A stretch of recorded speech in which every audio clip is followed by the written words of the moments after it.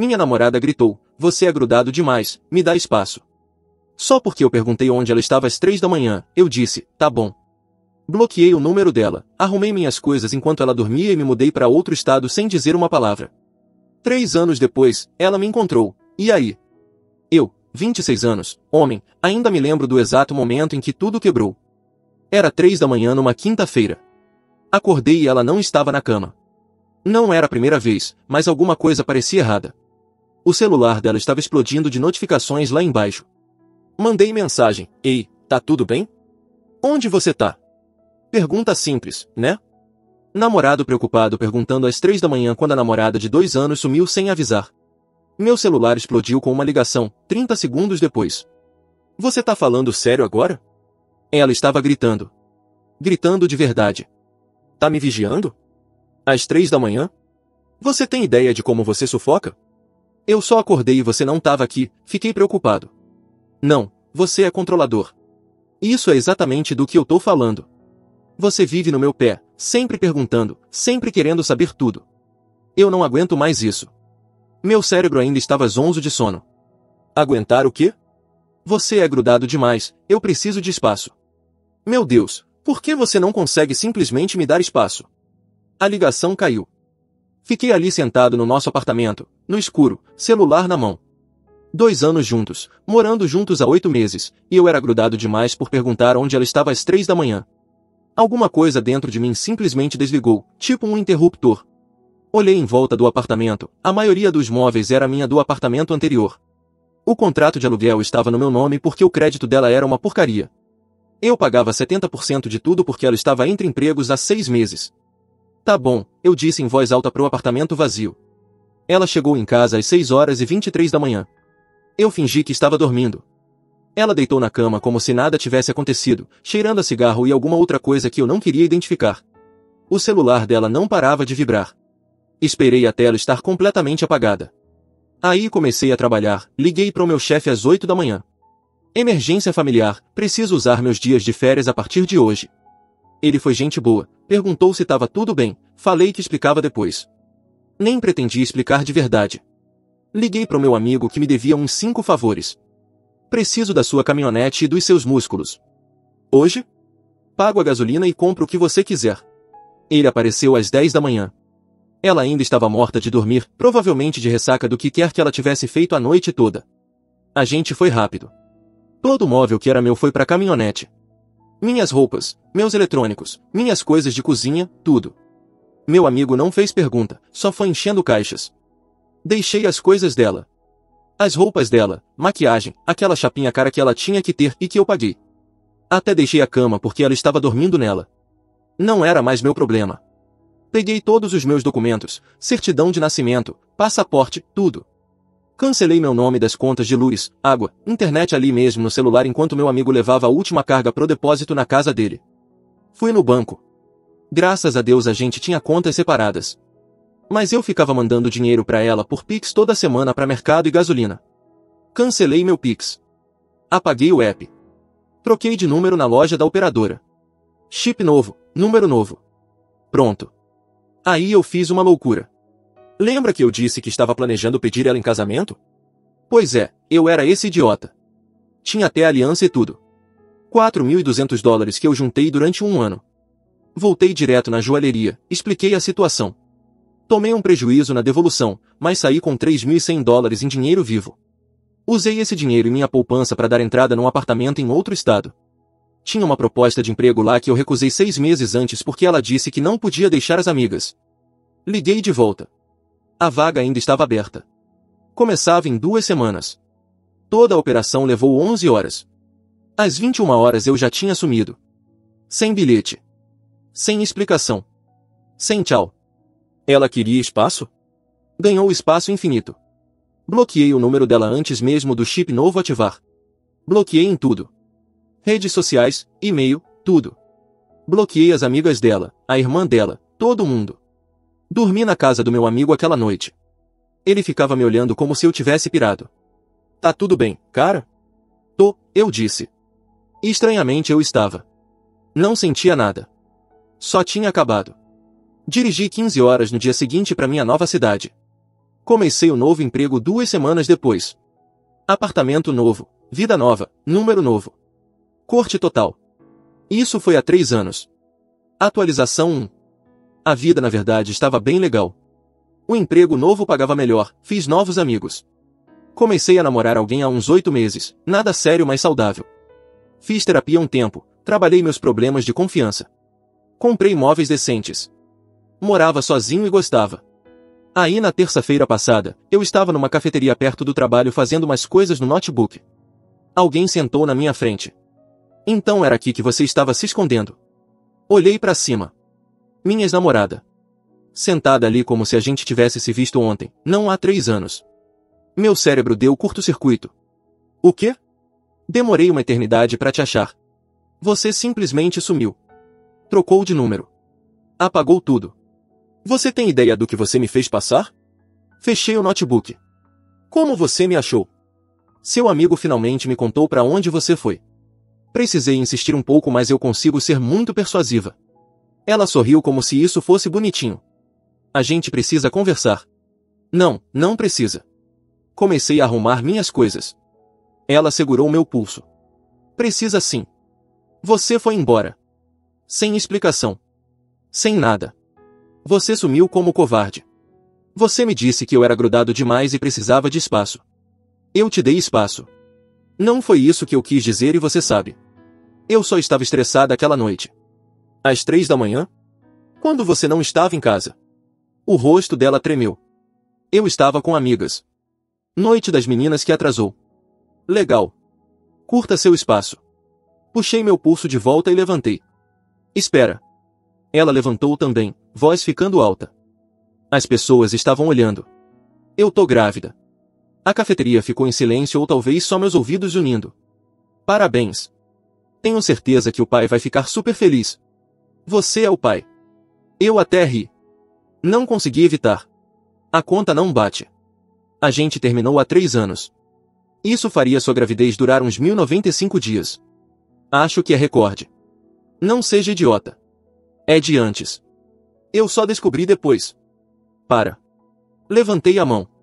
Não vou entrar nessa. Qualquer golpe que você tá tentando aplicar, procura outra pessoa. Não é golpe. O bebê tem 2 anos. Eu tenho um filho de 2 anos e você é o pai dele. Tá, isso mudou as coisas. Não que eu acreditasse nela. Mas agora tinha uma linha do tempo que tecnicamente batia. Me mostra. O quê? Me mostra a foto. Certidão de nascimento. Qualquer coisa. Ela pegou o celular, mãos tremendo, me mostrou uma foto. Menino parecia qualquer criança de 2 anos. Cabelo castanho, olhos azuis. Podia ser de qualquer um. Certidão de nascimento diz pai desconhecido, ela completou. Eu não sabia onde você estava. Mas ele é seu. Eu sei que é teste de DNA. Marca. Se a criança for minha, a gente resolve. Se não for, perde meu número. De novo. Tá falando sério? Depois de tudo que você me fez passar, você tá duvidando. Você apareceu depois de 3 anos dizendo que eu tenho um filho. Tô duvidando sim. Teste de DNA ou acabou aqui. Ela ficou quieta. Fazendo aquela coisa de apertar o maxilar. Tá bom. Mas quando der positivo, você me deve 3 anos de pensão atrasada. Se der positivo, advogados vão resolver o que eu devo. Não você. Saí dali. Entrei no carro e fiquei lá 20 minutos, mãos tremendo. Um filho? Depois de 3 anos? O timing era tecnicamente possível. A gente tinha terminado bem antes de eu sumir, então se ela já estava grávida quando eu dei o ghost? Não. Alguma coisa cheirava errado. Muito errado. Liguei pro meu amigo de lá da cidade antiga. Ei, pergunta estranha, minha ex já te ligou perguntando pra onde eu me mudei? Cara, ela me ligou umas 80 vezes em 6 meses. Eu disse que não sabia. Você disse que ela finalmente te convenceu. Pausa. Não. Eu nunca contei nada pra ela. Não falo com ela há uns 2 anos. Então ela mentiu sobre como me achou. Ótimo começo. Atualização 2. Ela me mandou mensagem de um número que eu não tinha bloqueado. Teste de DNA marcado para sábado 14 horas. Aparece eu vou entrar com pedido de pensão sem você. Beleza. Mais ameaças. Respondi. Me manda o endereço e o nome do laboratório. Vou confirmar se é legítimo. Ela mandou um lugar que eu nunca tinha ouvido falar. Pesquisei no Google. Quick Results DNA Lab, rápido. Barato. Confidencial. Bandeiras vermelhas para todo lado. Site parecia suspeito. Avaliações eram só 5 estrelas ou 1 estrela. Nada no meio. Liguei para o meu amigo advogado. Não vai nesse laboratório, ele disse na hora. Marca seu próprio teste num lugar certificado. Resultado aceito em tribunal só. Então mandei mensagem para ela de volta. Não vou usar esse laboratório. Aqui tem uma lista de 3 lugares certificados pelo tribunal. Escolhe um, e eu te encontro lá. Resposta dela. Tá falando sério? Eu já paguei esse. Você não pode simplesmente mudar tudo para te agradar. Você é tão controlador. Lá veio aquela palavra de novo. Controlador. Laboratório certificado ou não tem teste? Sua escolha. Ela me ligou 12 vezes. Não atendi. Aí a mãe dela ligou de um número que eu também não tinha bloqueado. Você precisa parar de brincar com minha filha. Ela passou um inferno criando seu filho sozinha enquanto você curtia em outro estado. Oi. Essa é a primeira vez que eu ouço falar de qualquer filho. Tô feliz em fazer teste de DNA num lugar legítimo. Se vocês sabem onde eu tô, sabem que eu tenho emprego e estabilidade. Se a criança for minha, eu vou assumir minhas responsabilidades por advogados e tribunais. Ela não quer advogados. Ela só quer que você seja pai. Então ela devia ter me contado há 3 anos. Agora tudo vai por canal oficial. Com licença. Você deve pra ela. Sabe o que ela passou? Grávida e abandonada. Teve que voltar a morar com a gente. Não conseguiu trabalhar. A vida toda dela desabou por sua causa. Ela me disse que eu era grudado demais e precisava de espaço. Eu dei exatamente o que ela pediu. Ela estava com medo. Não sabia como te contar do bebê. Você traumatizou ela com seu comportamento ciumento e controlador. Isso era fascinante de um jeito horrível. 3 anos depois e de repente eu era o vilão. O namorado controlador e ciumento que traumatizou ela. Não o cara que levou o grito por fazer uma pergunta simples às 3 da manhã. Senhora, vou desligar agora. Fala para sua filha escolher um dos laboratórios que eu mandei ou acabou.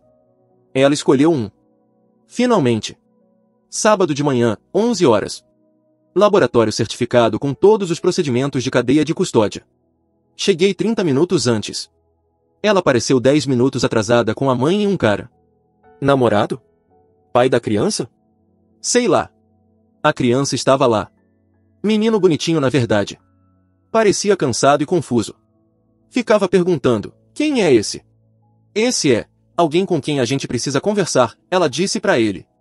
O técnico explicou o processo. Cotonete na bochecha, documentação correta, resultado em 3, 5 dias úteis. A criança começou a chorar quando tentaram. Ela ficou irritada. Para de ser difícil. Só abre a boca. A criança chorou mais forte.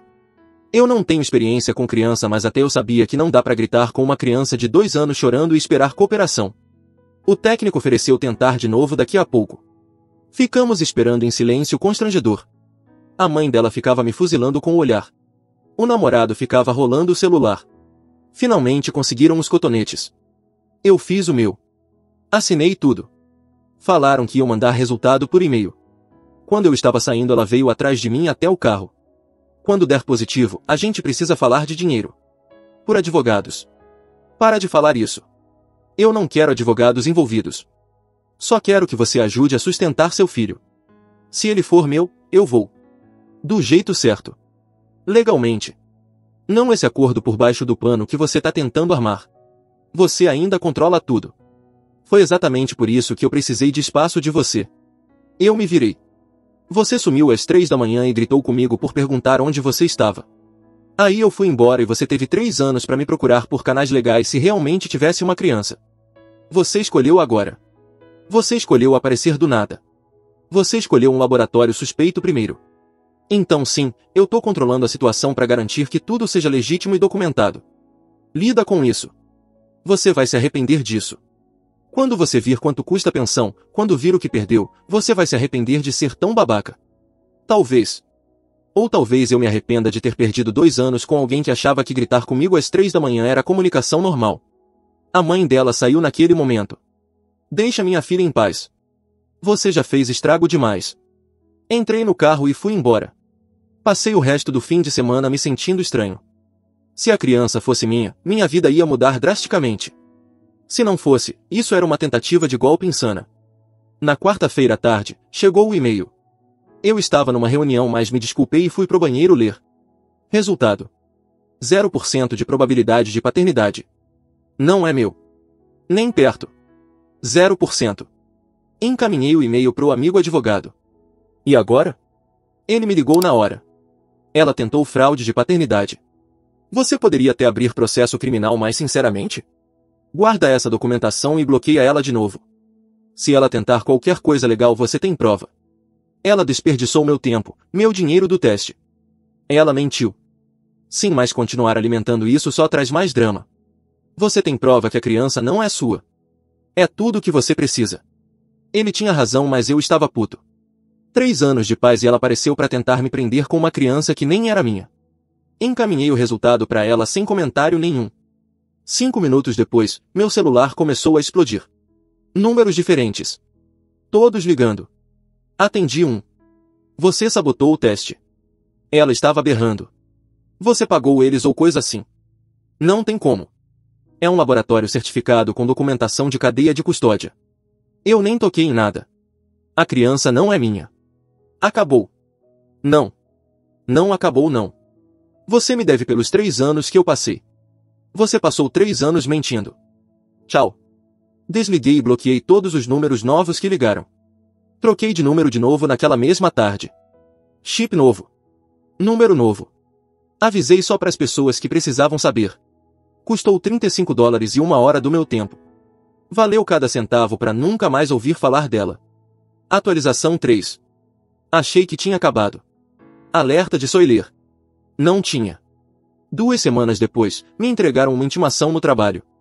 Um oficial de justiça apareceu no meu escritório com papéis. Processo. Ela estava me processando por danos emocionais e financeiros por abandono numa fase vulnerável. Ela estava pedindo $45 mil. Detalhou: 15 mil por trauma emocional de abandono. 10 mil por despesas médicas relacionadas a condições causadas por estresse. 20 mil por perda de salário e oportunidades de carreira por dano psicológico. Meu chefe foi super de boa com a história do oficial de justiça. Mas eu fiquei humilhado. Recebi intimação no trabalho. Na frente dos colegas, liguei na hora para um advogado. De verdade dessa vez, não só o amigo. Advogada especializada nesse tipo de lixo. Ela leu os papéis e literalmente riu. Esse é um dos casos mais fracos que eu já vi. Vocês não eram casados, não moravam em união estável, e você não tinha obrigação legal de avisar ela que ia se mudar. Ela tá agarrando palha. Ela pode ganhar mesmo? Altamente improvável. Mas precisamos responder e nos defender. Vai te custar um dinheiro, mas provavelmente menos que continuar nesse circo emocionalmente. Custou $2.500 adiantado para advogada. Beleza. Eu queria isso resolvido direito. A advogada mandou resposta que incluía o teste de DNA provando que a criança não era minha, documentação que ela tentou usar laboratório não certificado primeiro, prints das mensagens dela me chamando de controlador que eu tinha guardado, prova que eu mantive emprego estável e tinha motivos legítimos para a mudança. Também entramos com contraprocesso por tentativa de fraude de paternidade e assédio. O advogado dela, algum cara barato que ela achou, tentou argumentar que eu devia para ela porque eu sustentava ela financeiramente durante o namoro e ela tinha ficado dependente desse suporte. A resposta da minha advogada basicamente disse: ajudar a pagar contas durante um namoro não cria obrigação legal depois que termina. As pessoas terminam. Faz parte da vida. O caso se arrastou por 6 semanas. A descoberta foi interessante. Ela teve que apresentar provas das condições médicas causadas por estresse, entregou umas contas de terapia e recibos de remédio para ansiedade. Minha advogada achou o Instagram dela. Ela tinha esquecido de deixar privado. Posts de 2 semanas depois que eu fui embora mostravam ela em festas, shows, bares. Vivendo minha melhor vida. Finalmente era uma legenda. Outra, solteira e livre? Graças a Deus acabou. Não parecia exatamente traumatizada por abandono. Chegamos no tribunal para a audiência. Ela vestiu um vestido comportado, parecia triste, ficava enxugando os olhos. A mãe dela estava lá de apoio. O namorado não. O advogado dela foi primeiro. Toda a história chorosa de como eu abusei emocionalmente dela durante o namoro sendo possessivo e controlador, depois abandonei cruelmente ela quando ela mais precisava. O juiz perguntou: sua cliente algum dia tentou contato por canais legais adequados? Abriu o boletim de pessoa desaparecida? O advogado dela gaguejou. Bem, não, mas ela sabia onde ele trabalhava? Onde ele cresceu? Algum contato da família? Ela? Ela tentou achar ele, mas ele bloqueou ela. Bloqueou nas redes sociais não é o mesmo que ser inalcançável por meios legais. Continue. Eles tentaram fazer a história da gravidez funcionar mesmo com DNA provando que a criança não era minha. Alegaram que eu causei sofrimento emocional nela numa fase vulnerável, independente da paternidade. O juiz não se impressionou. Aí minha advogada apresentou o nosso lado. Limpo, simples linha do tempo. A gente namorou. Moramos juntos. Eu pagava a maior parte das contas. Ela ficou fora até 6 da manhã e gritou comigo por perguntar onde ela estava às 3 da manhã. Eu terminei legalmente a coabitação removendo meus pertences do meu apartamento. Me mudei por oportunidade de emprego. 3 anos depois, ela me emboscou com alegação falsa de paternidade. Quando provado falso, entrou com processo sem fundamento. Minha advogada mostrou os posts de rede social dela vivendo a melhor vida semanas depois que eu fui embora. Mostrou os prints dela me chamando de controlador. Mostrou o resultado do DNA. O juiz parecia cansado. Senhora, as pessoas terminam relacionamentos às vezes de repente. Isso não é ilegal. Vocês não eram casados. Não tinham filhos juntos. Ele não tinha obrigação legal de manter contato ou dar suporte depois de terminar o relacionamento. Sua alegação de abandono não tem mérito legal. Mas ele simplesmente foi embora. Sem explicação. Eu tinha direitos. O juiz até tirou os óculos. Você tinha direito a um relacionamento que as duas partes queriam estar. Ele exerceu o direito dele de terminar. Caso arquivado. Aí ele olhou para o nosso contraprocesso. Quanto à tentativa de fraude de paternidade, eu tendo a acreditar que houve tentativa de engano. Entretanto, não vejo intenção maliciosa que chegue a nível criminal. Estou determinando que a autora pague as custas advocatícias do réu. $2.500. Ela engasgou. Eu não tenho $2.500. Você devia ter pensado nisso antes de entrar com um processo sem fundamento. Você tem 90 dias. Sessão encerrada. Do lado de fora do tribunal, a mãe dela começou a gritar comigo. Você destruiu a vida dela. Ela teve que voltar para casa. Tá afundada em dívidas. Tudo porque você não soube lidar com uma mulher de verdade. Sua filha gritou comigo por perguntar onde ela estava às 3 da manhã, mentiu que tinha meu filho, tentou me enganar com um teste de DNA falso, e depois me processou quando não deu certo. Ela destruiu a própria vida dela. Eu só me recusei a fazer parte. Ela te amava. Ela amava os 70% das contas que eu pagava. Tem diferença. Minha advogada me puxou antes que eu falasse mais. Não entra no jogo. Você ganhou. Vai embora. No carro, eu me senti vazio. Nem feliz, nem triste, só cansado. Toda essa história me custou tempo, dinheiro, energia emocional. 3 anos de paz interrompidos porque ela achou que podia me manipular mais uma vez. Os $2.500 de custas que ela me devia nunca vi um centavo. Ela entrou com pedido de falência 6 meses depois, descobri pelo meu amigo advogado, que acompanhava o número do processo por curiosidade. Última coisa que eu vi por amigos em comum que não sabiam da nossa história, ela tinha voltado para nossa cidade natal, estava noiva de algum cara, e aparentemente ainda contava para as pessoas que eu abandonei ela quando ela mais precisava. Algumas pessoas nunca aprendem. Nunca assumem responsabilidade. Só ficam amargas e cheias de direitos para sempre. Quanto a mim, troquei de número mais uma vez depois do tribunal. Apaguei todas as redes sociais exceto uma conta privada com umas 15 pessoas. Fiz o máximo para ser impossível de achar. Estou com minha namorada há 1 ano agora. Relacionamento saudável. Comunicação de verdade. Quando ela sai até tarde, ela me manda mensagem.